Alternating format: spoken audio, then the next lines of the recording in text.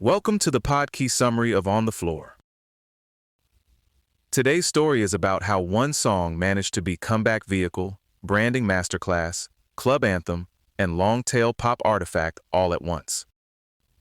Jennifer Lopez's On the Floor didn't just put her back on the charts.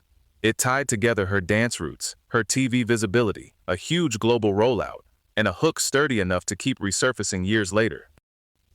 And the interesting part is that all of that happened even while people were arguing about whether the song was excitingly direct or just a very polished piece of pop déjà vu. On the Floor landed at a pretty crucial moment for Lopez. Before it, Lopez hadn't gotten the radio traction she needed, and she'd also parted ways with Epic Records, so there was a real question about where her music career stood. What worked here was the reset. She went back toward the dance pop sound people already strongly associated with her, especially that Waiting for Tonight lane. And it immediately made sense to listeners. It felt familiar in the best possible pop way. You heard it and thought, yeah, this is the version of J-Lo the mainstream knows how to meet. The song also hit at the exact time Lopez was becoming newly visible in other parts of pop culture. She just joined American Idol as a judge, and she had big endorsement deals with L'Oreal and Gillette. So music, television, and branding were all reinforcing each other. That kind of overlap feels common now, but this was a very clear example of how celebrity ecosystems can push a song higher than radio alone. People weren't just hearing Jennifer Lopez again, they were seeing her everywhere, which made the return feel bigger and more inevitable. One reason the song traveled so well is that its core was already carrying a lot of musical memory. The main hook interpolates Los Cajarcas' 1982 Bolivian song, Llorando se fue, which a lot of international listeners knew through Kaoma's 1989 hit Lambada. So even though On the Floor arrived as a sleek 2011 dance track, it was leaning on a melody that had already crossed decades, countries, and scenes. Lopez described it as a bridge between both sides of her career, singing and dancing, and also as an expression of her Latina heritage and her beginnings as a professional dancer. That helps explain the sound. At 130 BPM, mixing Latin pop, house techno, and dance pop, it was built to feel current without cutting itself off from what made it instantly recognizable. The release strategy mattered almost as much as the song itself. The digital launch, radio push, music video premiere, and American Idol exposure were synchronized in a way that stood out at the time. Other major pop acts then, including Lady Gaga and Britney Spears, were generally putting songs on digital retailers closer to their radio and streaming debuts. This campaign had a more tightly staged, all fronts at once feel. Even the leak didn't derail things. An unfinished version got out. Lopez confirmed the title on the Golden Globes red carpet, premiered it with Ryan Seacrest, and then the final master arrived different from the leaked cut.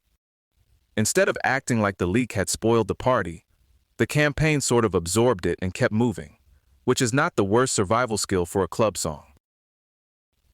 Critically, the reaction was split in a revealing way. A lot of reviewers praised it as catchy, energetic, and a successful return to what people thought of as vintage J-Lo. Others thought it was generic, predictable, or even rather sharply, the antithesis of classy. That tension is basically the whole song in one sentence. It chooses dance floor immediacy over originality and dares you to care once the beat drops. The most pointed originality criticism came from comparisons to Cat DeLuna's Red One produced Party O'Clock, especially because of the very similar globe-trotting party lyrics. DeLuna first framed Lopez as someone who had inspired her, then later argued that established artists can take ideas from emerging artists and get away with it more easily, because their platforms are so much bigger. That's a harder conversation than simple song review stuff.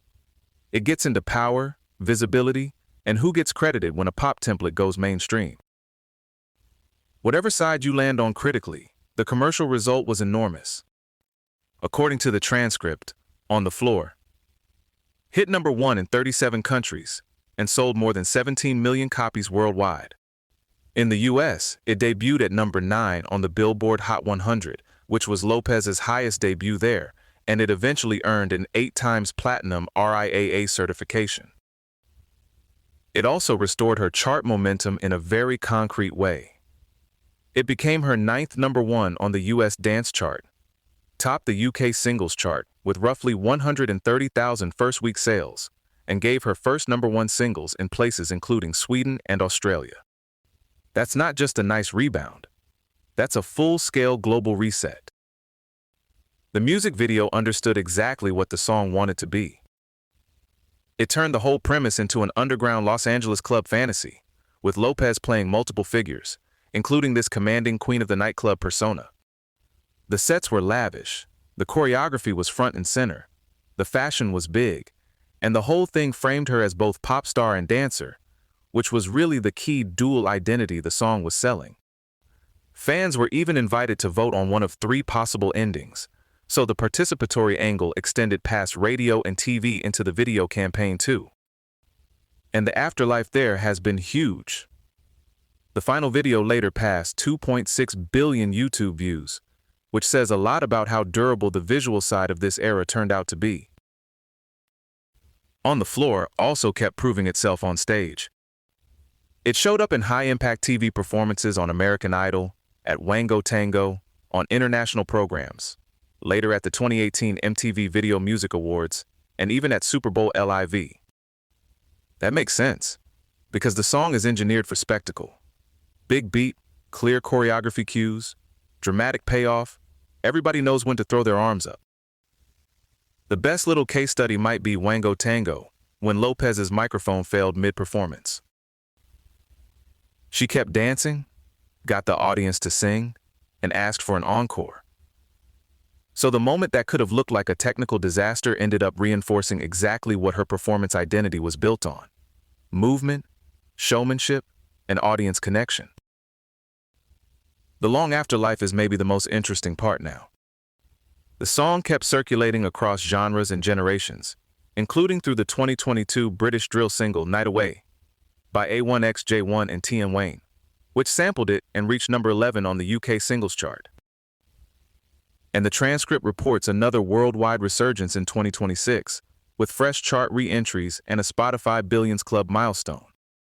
Whether you call that nostalgia or just raw cultural usefulness, it points to the same thing. A hook this recognizable can outlive the exact pop moment that made it famous. Some songs are loved for being singular. Some are loved because they know exactly what job they were built to do, and they keep doing it every time the room needs a lift. So that's the arc of On the Floor. Comeback record, cross-platform campaign, global smash, and one of those pop songs that just refuses to leave the building. Even if you think it's more efficient than original, there's a reason it still shows up when people want instant motion. Some floors stay open late. This episode was generated by Podkey. Create your own at podkey.fm.